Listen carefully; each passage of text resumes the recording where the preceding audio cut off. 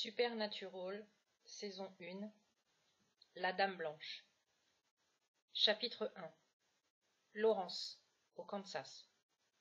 La cité pavillonnaire était baignée par la nuit et la lumière blafarde des quelques lampadaires postés à distance raisonnable.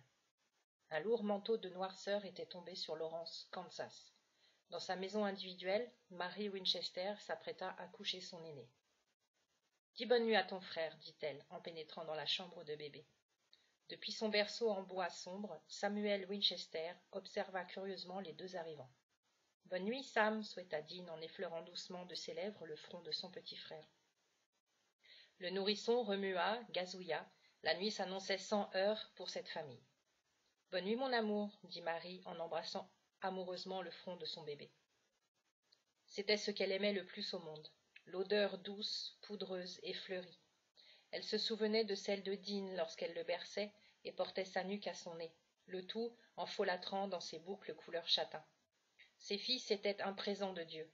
Jamais, durant son adolescence, elle n'imaginait vivre ce bonheur. Sa rencontre avec John Winchester avait fait voler en éclats le moindre de ses hypothèses d'avenir. Il amena dans son cœur une certitude unique et bienfaitrice. Ils vivraient heureux, entourés de leur fils. Elle renifla longuement l'effluve agréable de son fils et se retira de dessus du berceau. Au même moment, une voix masculine s'annonça depuis le pas de la porte. « Dean est là avec affection, John Winchester. » Le petit garçon se tourna avec hâte et courut vers son père. John était au brin de cheveux que sa femme était d'une blondeur angélique. Ils avaient en commun ce franc sourire qu'ils s'accordaient mutuellement et l'amour qu'ils portaient leurs enfants. Il porta son fils contre son torse. « Alors, qu'est-ce que tu en dis? Ton frère sera bientôt prêt à jouer au football ?»« Je crois pas, affirma le plus sérieusement du monde Dean. »« Tu t'occupes de lui ?» questionna Marie en passant près d'eux pour se rendre dans leur chambre à coucher. John accepta, puis serra Dean contre son épaule tout en observant Sam avec affection. Lorsqu'il rentrait tard de son travail, il appréciait la quiétude de son foyer endormi, mais il lui manquait indéniablement la chaleur d'un délicat câlin de ses fils. Il était devenu père si jeune, si rapidement. La fibre parentale dont sa femme faisait preuve dès l'annonce de sa grossesse lui était étrangère. Il apprit à aimer son futur statut de père, à prendre soin de sa femme et à leur trouver une maison agréable. Il dut attendre la naissance de Dean, un moment exaltant et épuisant. Une infirmière lui déposa précautionneusement son fils, emmailloté dans une couverture de coton blanc. Il ne pleurait pas. Ses grands yeux sondèrent ceux de son père. John se sentit aspiré et vidé de toute substance. Il était père. Il avait une mission. Marie avait fait de lui un homme et l'avait comblé 2 fois. « Dors bien, Sam, chuchota-t-il vers son bébé qui gazouilla en retour. Ils quittèrent la chambre. Sam s'était habitué aux incessants va-et-vient. Il en profitait même souvent quand il se sentait seul depuis trop longtemps.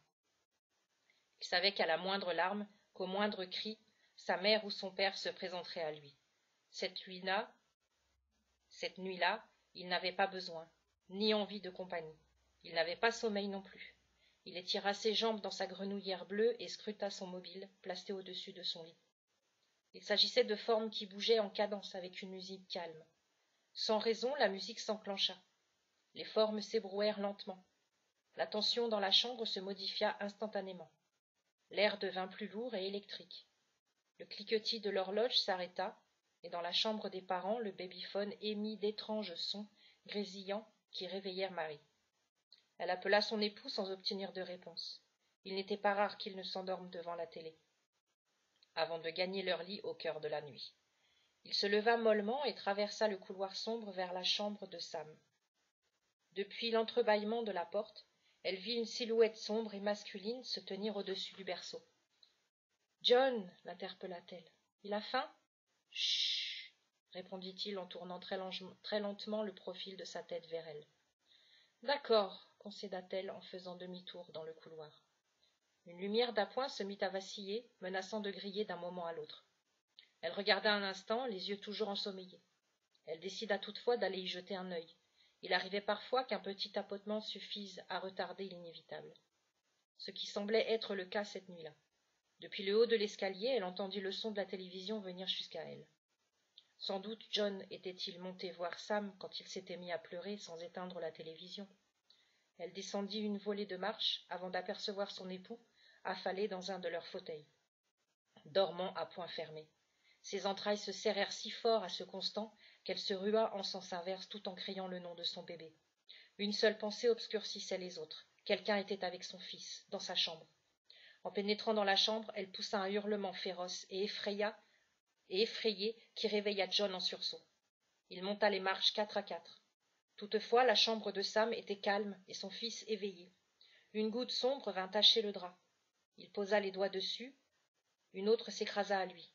Il leva alors les yeux et une terreur froide s'insinua en lui, frayant chaque fibre de son être.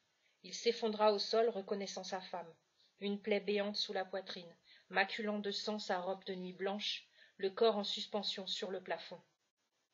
Ses grands yeux étaient vides, la bouche ouverte dans un dernier cri inaudible, le teint cireux de la mort. John se statufia. « Marie !» gémit-il avant qu'un brasier ardent ne s'empare du corps de sa femme. Les flammes l'enveloppèrent, venues de nulle part. La chaleur dégagée était déjà intense. Sam se mit à pleurer et John accrocha de nouveau avec la réalité. Il attrapa son bébé, courut dans le couloir où Dean, à demi endormi, l'attendait dans le couloir. Il lui confia le nourrisson dans les bras. « Emporte ton frère dehors aussi vite que tu peux. Ne te retourne pas. Allez, vas-y !» L'étrangeté des événements ne le frappait pas encore. Il ne pensait qu'à sauver Marie, la sortir des flammes, appeler les secours, tout en espérant que les voisins apercevraient l'incendie et les appelleraient avec lui. Il retourna dans la chambre, il constata avec horreur que le brasier recouvrait tous les murs, et déjà le corps de Marie n'était plus visible, si ce n'est qu'en lambeaux. L'effroi de John était sans nom. Il hurla comme un démon. Il devait faire le plus affreux des cauchemars, ce n'était pas possible autrement. Dean, du haut de ses presque 5 ans, traverse le jardin, tenant tant bien que mal son frère dans ses bras frêles. Il s'arrête pour regarder vers la fenêtre de la chambre de son frère. Les flammes offrent un ton orangeux curieux. Il n'eut pas le temps d'observer, déjà les bras puissants de son père les décollèrent du sol et les emportèrent au loin. 2 fenêtres éclatèrent. Les pompiers de Lawrence ne tardèrent pas à se rendre au domicile des Winchester. Ils arrivèrent quelques minutes après l'appel paniqué d'une voisine et en grand nombre. Tous avaient connaissance de l'enjeu. La mère des 2 garçons Winchester était encore dans la maison, visiblement prise dans les flammes selon les propos bouleversés du père. Ce dernier tenait fermement Sam contre son torse, souhaitant que Marie ne survive. L'esprit est capable d'encaisser et d'accepter l'impensable. Mais dans le cas d'un être si proche, si aimé, ce même esprit est capable de nous faire croire que le pire n'est pas encore arrivé, que l'espoir est toujours possible. John dut se résigner à cette cruauté abjecte qui faisait de ses fils des orphelins de mère. Marie qui les aimait tant, Marie sa femme, Marie celle qui soudait leur famille dans un lien aussi dur et indéfectible que l'acier. Son cœur ne se brisa pas cette nuit-là. Il devint aussi sombre et dur que la nuit. Il n'y avait rien d'accidentel dans les événements terribles qui s'étaient déroulés dans la chambre de son fils. Quelqu'un lui avait arraché son âme sœur, et il devait le retrouver et le faire payer, pour ses fils, pour Marie.